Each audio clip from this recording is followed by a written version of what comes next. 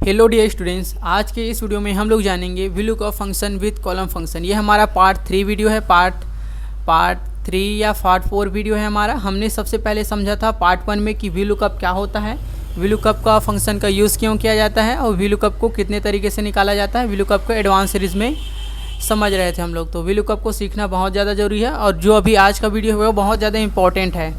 VLOOKUP को सबसे पहले हमने देखा था सिंपल तरीके से VLOOKUP निकालना। एक सीट में निकाले थे यहाँ पे, फिर इसमें निकाले थे, तो बार बार हम लोगों को दिक्कत हो रहा था, सभी में अप्लाई करना पड़ रहा था। फिर हमने दूसरा देखा था VLOOKUP विथ सेल लॉक पे हम लोग लगाए थे। दूसरे तरीके से हमने यहाँ पे लगाया था, तो सेल को लॉक करके हम लोग निकाले थे ये वाले में। तो देख सकते हो यहाँ पे मैं फार्मूला यहाँ पे देख सकते हो, मैंने सेल को यहाँ से लॉक करके लगाए थे। और सेल हम लोग लॉक किए थे तो दो चीज़ को समझे थे, एक रिलेटिव रेफरेंस को और एक एब्सोल्यूट रेफरेंस को। रिलेटिव रेफरेंस का मतलब होता है जब ड्रैग करते हैं तो हमारा साथ में भी ये भी ड्रैग होता है, लेकिन एब्सोल्यूट रेफरेंस में हम लोग सेल को लॉक करना देखे थे, जो कि F4 से सेल को लॉक किया जाता है। तो ये हम लोग देख लिए थे। उसके बाद आज हम लोग समझेंगे VLOOKUP with column function. Column function के साथ VLOOKUP कैसे निकाला जाता है। तो ये बहुत ज़्यादा इंपॉर्टेंट वीडियो है। क्योंकि हम लोग कॉलम फंक्शंस को सीखेंगे और रो फंक्शंस को सीखेंगे। रो फंक्शन को क्यों, ताकि VLOOKUP और HLOOKUP दोनों को हम लोग आगे चल के आसानी से समझ जाएँ।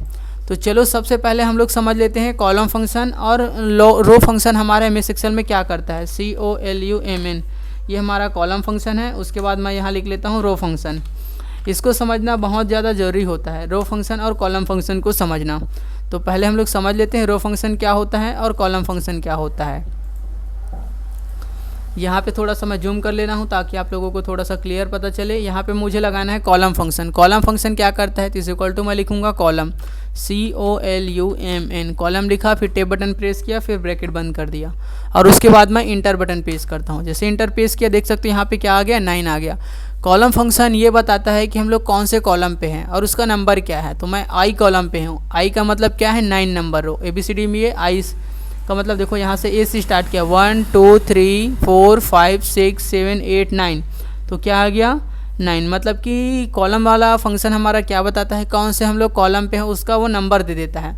जैसे मुझे यहाँ पे बताना है अभी कॉलम पे कौन से नंबर पे हैं। M कॉलम पे तो है लेकिन उसका नंबर क्या है, तो COLUMN वो कॉलम फंक्शन आपको बता देगा और इंटर कर देते। देखो कॉलम फंक्शन क्या बताया कि हम लोग 13 कॉलम पे हैं अभी। जिस कॉलम का नाम क्या है, M कॉलम है, M नाम है उसका। तो समझ गए कॉलम फंक्शन क्या करके दे रहा है हम लोगों को, कॉलम का नेम लिख के दे रहा है कि इस कॉलम का नंबर ये है। सेम उसी तरीके से रो फंक्शन क्या करेगा, कौन से रो में है वो बताएगा। जैसे मैं लिखा इज इक्वल टू रो लिखा, ब्रैकेट ओपन किया, क्लोज किया, इंटर किया, तो कौन से रो पे हैं अभी हम लोग 16 रो पे हैं। तो देख सकते हो इसका आंसर 16 आ गया। अगर मैं यहाँ पे क्लिक करूँगा रो कौन से पे, तो आंसर क्या आएगा, 17 आएगा, क्योंकि 70 नंबर रो पे हैं। तो आप लोग बेसिक कॉन्सेप्ट समझ गए होंगे कि कॉलम फंक्शन क्या करता है, कि कौन से कॉलम पे है वो बताता है। रो फंक्शन क्या है, वो हम कौन से रो पे हैं ये बताता है। तो कॉलम फंक्शन रो फंक्शन नहीं समझ गए हो तो आप लोगों को कमेंट बॉक्स में कमेंट में करके बताना है। जैसे मैं यहाँ पे हूँ, ये एल कॉलम पे हूँ मैं, तो इसका अगर कॉलम फंक्शन मैं यहाँ पे अप्लाई किया तो यहाँ पे क्या आ गया, कमेंट बॉक्स में कमेंट करना है। रो फंक्शन में बताना है यहाँ पे कौन सा रो आंसर आएगा, मतलब कि कौन सा नंबर यहाँ पे आएगा। ये दोनों आपको कमेंट बॉक्स में कमेंट करके बताना है। अब हम लोग समझते हैं, अगले बढ़ते हैं। जैसे हम लोग यहाँ पे रो वाला लगाए थे तो हम लोग बार बार लेना पड़ रहा था। इस बार ही हम लोगों को लगाना है VLOOKUP विथ कॉलम फंक्शन। तो मैं यहाँ पे हेडिंग में लिख देता हूँ VLOOKUP विथ कॉलम फंक्शन। यहाँ हम लोगों को लिखना है VLOOKUP विथ कॉलम फंक्शन। यहाँ मेरा हेडिंग रहेगा VLOOKUP with column function, COLUMN column function, VLOOKUP with column function. तो ये हमारा क्या हो गया, VLOOKUP विथ कॉलम फंक्शन। इसको मैं थोड़ा सा सिलेक्ट कर लेता हूँ और मार्जिन सेंटर पे क्लिक कर देता हूँ। हम लोग यहाँ पे कॉलम वाले फंक्शन का यूज़ करेंगे, इसलिए मैं इसका हेडिंग यही लिख दे रहा हूँ VLOOKUP विथ कॉलम फंक्शन।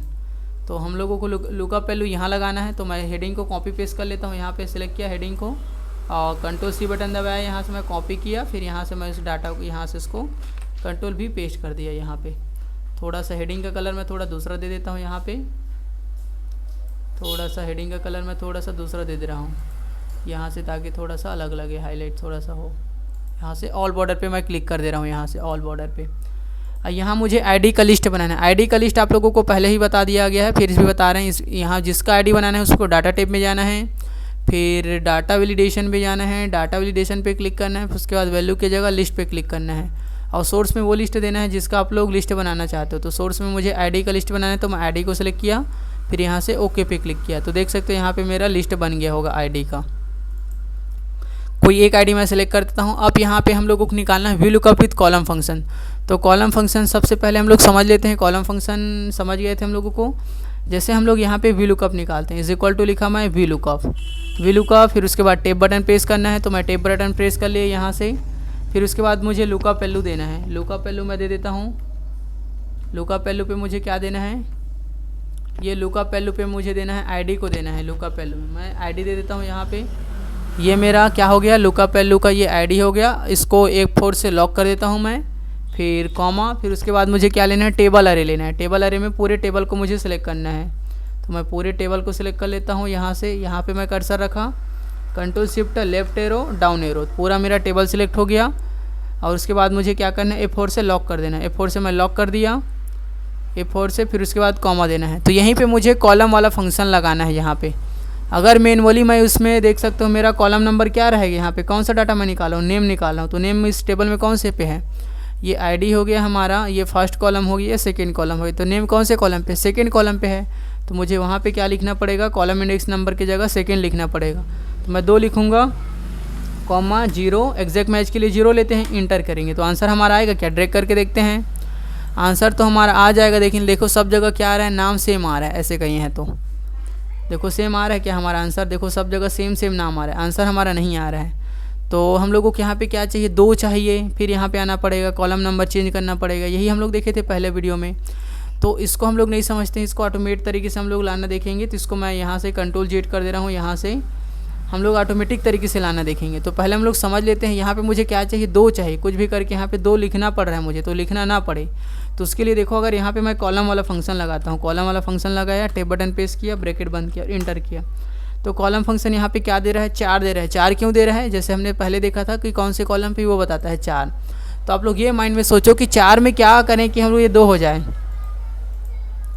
4 में क्या करें कि ये 2 हो जाए। तो 4 में क्या करेंगे, 2 माइनस कर देंगे तो 2 हो जाएगा। तो देखो इसको मैं F2 बटन दबाया हूँ, कॉलम यहाँ पे 4 आ रहा है, मुझे यहाँ पे आंसर 2 चाहिए, लिखना ना पड़े, इसको 2 लिखा मैं और इंटर कर दिया। तो देख सकते हो यहाँ पे कॉलम 4 आ रहा था, अब 2 आया, क्योंकि मैं 2 माइनस कर दिया। अगर इसको मैं आगे तक ऐसे करके ड्रैग किया तो देख सकते हो ऑटोमेटिक यहाँ पे क्या आया, 15 तक हमारा कॉलम यहाँ पे आ गया। उसी को हम लोगों को सिर्फ क्या करना है, F2 बटन यहाँ पे दबाना है। जो हम लोग यहाँ पे 2 लिखे हैं, इसको 2 लिखना नहीं है, यहाँ पे मैं क्लिक किया, हटाया, COLUMN, कॉलम वाला फंक्शन लगा देना है, टेब बटन प्रेस करना है, ब्रैकेट बंद करना है। यहाँ कॉलम वाला फंक्शन कितना दे दिया, 4 दे दिया। कौन से कॉलम पे है, चौथे कॉलम पे, इसलिए यहाँ पे 4 आएगा। अगर इसको मुझे आंसर आपको बता देता हूँ कितना आएगा, यहाँ पे मैं लिया F9 बटन दबाता हूँ यहाँ पे, तो देख सकते हो 4 आया। इसको स्केप करने के लिए स्केप बटन दबा दिया मैं, स्केप, फिर से F2 बटन प्रेस करता हूँ, यहाँ पे देख सकते हो ऑटोमेटिक यहाँ पे 2 है। फिर से मुझे यहाँ पे मैं कॉलम वाला फंक्शन लगा लेता हूँ, COLUMN, कॉलम, फिर टेब बटन, फिर ब्रैकेट बंद, फिर उसके बाद माइनस देना है मुझे 2, क्योंकि 2 चाहे, फिर इंटर किया।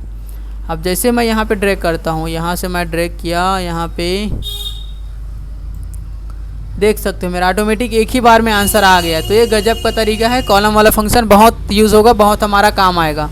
तो इसको आप लोगों को याद रखना है, कॉलम वाला फंक्शन। देख सकते हो एक ही बार में हमारा आंसर आ गया, उतना झंझट नहीं है, बार बार निकालना नहीं पड़ेगा। एक बार VLOOKUP लिखो, कॉलम फंक्शन लगा, ऑटोमेटिक आपका आंसर आ गया। फिर से एक बार बताते हैं, equal to VLOOKUP, tab button, lookup value में मैं ये वाला वैल्यू दे देता हूँ, फिर उसके बाद F4 से लॉक करता हूँ, फिर कॉमा देना है, फिर टेबल अरे में को पूरा टेबल को सिलेक्ट कर लेना है। टेबल अरे में पूरा टेबल को मैं सिलेक्ट कर लेता हूँ। सिलेक्ट करने का एक पे क्लिक किया, control shift left arrow down arrow, पूरा टेबल सिलेक्ट हो गया। F4 से मैं लॉक कर दिया, फिर उसके बाद कॉमा कर दिया। फिर कॉलम इंडेक्स नंबर में कितना चाहिए मुझे, कॉलम वाला फंक्शन लगाना है, COLUMN, कॉलम, टेब बटन, फिर उसके बाद आपको माइनस करना है किसको, 2 को, फिर उसके बाद कॉमा देना है, फिर एग्जैक्ट मैच के लिए 0 देना है, फिर उसके बाद क्या करना है आपको, इंटर बटन दबाना है, इंटर।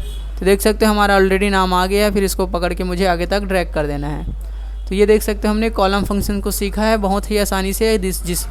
अब जिस आईडी पे मैं क्लिक करता हूँ देख सकते हो हमारा यहाँ पे आंसर आ रहा है। जिस आईडी पे मैं क्लिक कर रहा हूँ देख सकते हो एक ही बार में हमारा आंसर आ रहा है ऑलरेडी। देख सकते हो यहाँ पे ये जिस पे क्लिक किया देख सकते हो दोनों जगह सेम आ रहा है। तो इस तरीके से हम लोग कॉलम फंक्शन का यूज़ किए हैं। तो आप लोग समझ गए होंगे कि इस तरीके से कॉलम फंक्शन का यूज़ करके एडवांस VLOOKUP है हमारा। इसका अगर प्रैक्टिस फाइल चाहिए तो नीचे डिस्क्रिप्शन बॉक्स में दे रहे हैं, प्रैक्टिस फाइल आप लोग डाउनलोड कर सकते हो बड़ी आसानी से इसको। अगर कुछ नहीं समझ में आया होगा तो कमेंट बॉक्स में कमेंट करना है, जो डाउट रहता है आपको अगर समझ आ गया तो होगा तो एक अच्छा से कमेंट कर देना है। तो thanks for watching this video, मिलते हैं नेक्स्ट वीडियो में।